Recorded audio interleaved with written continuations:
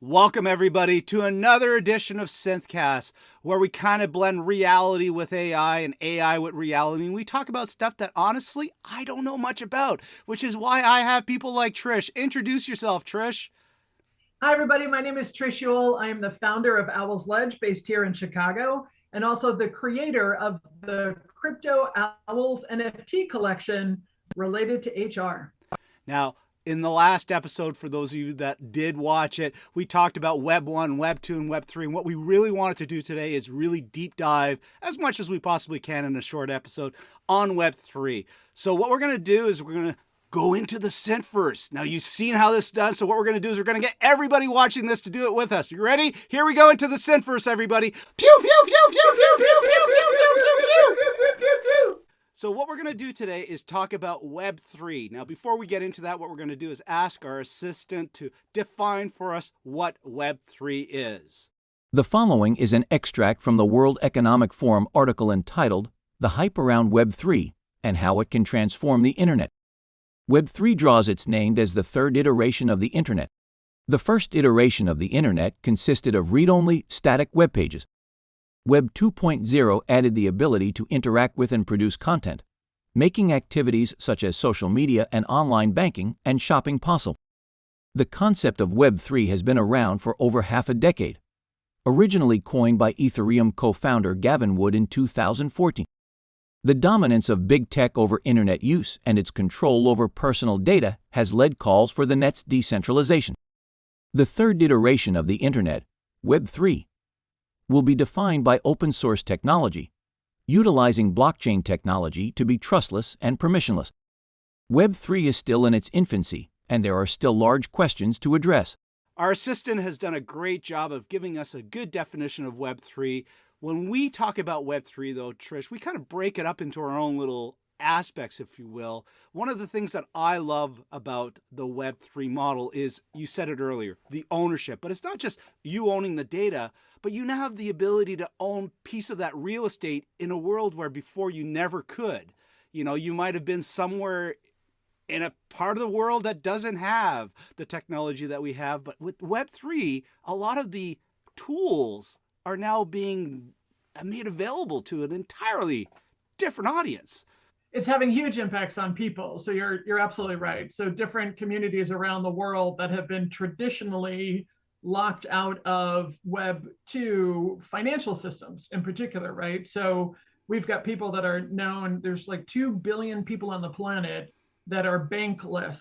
They don't qualify for being able to get a checking account or a savings account. So they don't work with a bank or with a financial institution. Those are centralized systems. Those are centralized systems from a Web 1 and a Web 2 world.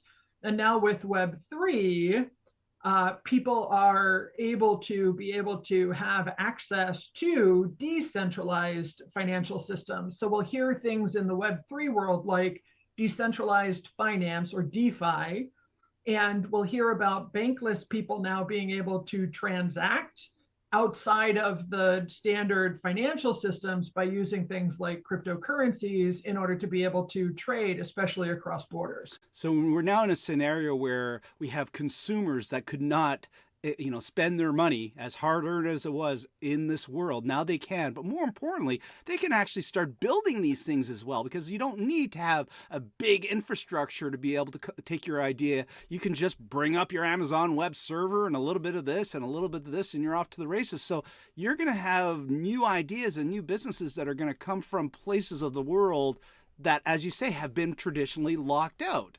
So maybe elaborate on some of those opportunities.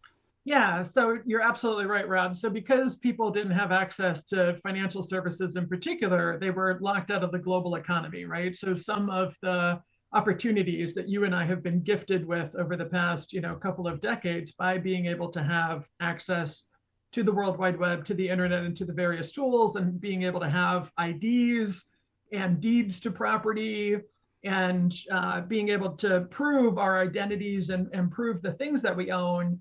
Such has been the nature of our experiences, and that has not been the case for many people in other parts of the world. And so now decentralized is providing, as you said, this opportunity. And so instead of just thinking about the kid in California who builds the next technology out of her garage, This could be the kid in Zimbabwe or the kid in, insert name of other country here. It could be anywhere in the world where they're not only able to create, but they're able to create and join the rest of the world on a global economy via these types of technologies. A last thing on that too, that I think is really critically important when we talk about decentralized finance and the opportunities with Web3 around that is people also then don't have to pay the fees. So anybody who right now who's trying to send money, so I think about people who are immigrants who are working in the United States as an example, who send money home, they have to use financial systems that are not in their best interest because it actually takes huge amounts of transaction fees in order for people to even be able to send small amounts back to their resident country. And so now what's happening with DeFi and with Web3 technologies, and again, on a lot of the crypto platforms, is the ability of being able to do those cross-border transactions without those third-party fees. So we have obviously the financials, and most people when they hear Web3 for the first time, cryptocurrency, blockchain, those are maybe the terms that they may have heard, and we can elaborate definitely on blockchain. But one of the terms that I heard for the first time that I'd really like to dig into is the DAO. Yeah, so DAOs are decentralized autonomous organizations, otherwise known as DAO, which is pronounced DAO. And a decentralized autonomous organization are actually a new type of business entity, right? It's a new type of organization.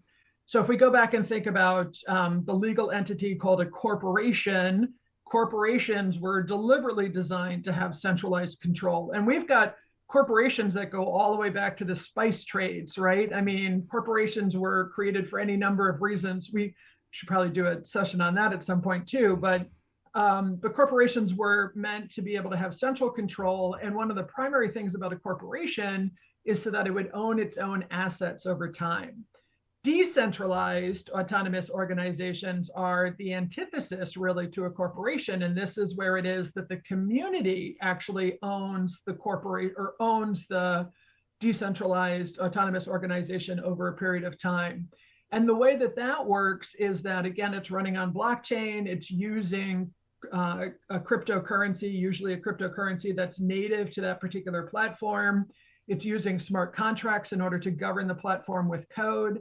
And it's called being tokenized, right? So it's a tokenized platform where the community can participate both in the governance of the platform as well as transactions on the platform. So essentially, no one single entity or leadership team is in control. It's actually born of and for the community. Yeah, considerably more than what you would think of as a share in a business or whatnot.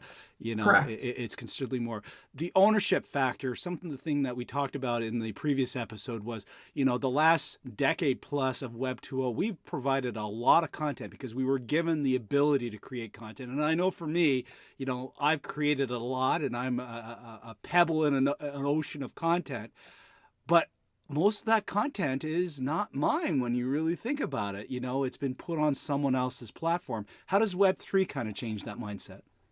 Yeah, it's another excellent question. So Web3, when it comes to media and it comes to user creation media, so we talked in the previous Synthcast episode about Web 1 is read, Web 2 is read write, and Web 3 is about read, write, and ownership as far as the differences between being able to interact online over that history of time. So with Web3 and being able to read content or consume content online, write, contribute content online, but now we also own content online. And what that means is the two M's. It gives us the ability to have control over the media, who sees the media, how often it's distributed, how it's displayed. And that control goes between the creator and the community. Instead of it being controlled by the algorithms, right, and centralized platforms. So if I publish on different Web 2 platforms right now, those algorithms and those platforms control who sees that media and how often it plays and what visibility it gets. In the Web 3 world, that's not the case. That is all actually governed by the community. The second thing is monetization. So if I went to one of those other platforms, usually it's an ad model, right? So if I wanted to monetize my content, if I wanted to make some money off of my content, I would have to drive advertising. And of course, that changes people's strategies then, their content strategies. So with Web3, again, monetization is much more in the control of a creator. So like one of the things that I could do with a video like this as an example is that I could monetize it with a ad model if I wanted to, but I could also you could sell this video as an NFT, as a non-fungible token. Like it could be minted to the blockchain and tokenized in the Web3 world and then sold and resold on and on and on. But there are different monetization strategies. But again, it puts more of the control, Web3 puts more of the control in the hands of the creator and the hands of the community. Now, we're still very early in the Web3 age. We're going to be seeing a lot of new companies because I tell you, no one thought a Facebook or Google would be what they were, when they came out. What are some of the maybe companies we should be looking out or business models, if you will, that are just prime for that Web3 world? Yeah, so really good stuff. So we already have the disruptors for Facebook, for YouTube, for the social media platforms. There's even a decentralized version of LinkedIn. And usually they're governed by DAOs, by decentralized autonomous organizations. And again, big communities are being built around this kind of stuff. What they are based on is they're based on these new business models too, where we see play to earn and learn to earn as two different models as an example. So one of the things that people can take a look at is an online blockchain-based game called Axie Infinity. And the reason why I like to have people take a look at Axie Infinity is they can kind of sort of start to wrap their heads around it. But basically what happens with Axie Infinity is that players get to play a game where they're fighting two monsters against each other, right? So you've got these little monster avatars that are part of the gameplay that are available on the Axie platform, and those monsters are called Axies. Well, on the platform, you can actually trade Axies, you can breed Axies, and then create new Axies and all this other kind of stuff. And those Axie monsters become more valuable over time, the more that they fight and the more battles that they actually win, which is what the game is all about. So now you're talking about a play to earn ecosystem. So instead of going out and buying like a game console and game cartridges or what have you in individual games, you're now in one ecosystem where you're being rewarded for your attention and your time by staying in the game. And so they give you all these different things within the game ecosystem that you can do that basically holds your attention there. Well, all of the back end of that is actually blockchain and smart contracts. Those Axies are actually NFTs, so these are assets. These are digital assets that are actually earning real money, and people actually earn real money in playing these games. As a matter of fact, it's been so disruptive in some parts of the world, especially right now in Southeast Asia, that people are quitting their day jobs or they're spending more time playing these games because they can make more money in a couple of hours of play in a month than they would for an entire salary in their traditional jobs over the course of a year. You definitely saw that with the gaming streaming model that kind of paralleled the Web 2 world of individuals becoming producers of contents and so forth. So what we're going to do is we're going to cut over to our assistant. She's going to kind of wrap this all up for us, summarize some of the key points that Trish shared with us. I'm definitely far more knowledgeable about this. Thank you, Trish. The next iteration of the internet, known as Web3, comes right on time as digital is taking over our lives. According to recent research by American investment management firm ARK Invest, the pandemic has accelerated a global shift to online activities. In 2021, people around the world, on average, spent an estimated 38% of their free time online and 62% of their free time offline. By the year 2030, this ratio is expected to flip to people on average spending 52% of their free time in online activities and only 48% of their free time offline. Not only is it anticipated that more people will spend their free time online, but Web3 technologies like public blockchains also make access to online more inclusive. Public blockchains offer unique characteristics to enable the Web3 paradigm. Public blockchains are decentralized, open source, user-run and community-governed, trustless, and permissionless. This means, unlike traditional centralized systems, Web3 public blockchains minimize the need to trust third-party central authorities, like banks as one example. Instead, people can securely transact with each other directly, otherwise known as peer-to-peer. This eliminates the need for people to seek permission in order to participate in virtual communities or to transact.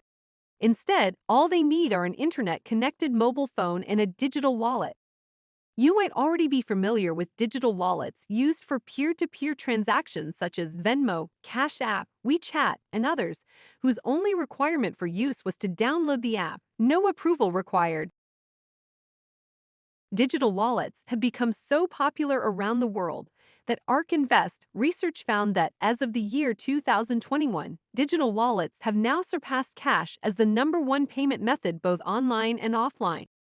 We can also see the impact of Web3 digital wallets based on public blockchain on countries and nation-states with traditionally unbanked populations. Consider El Salvador.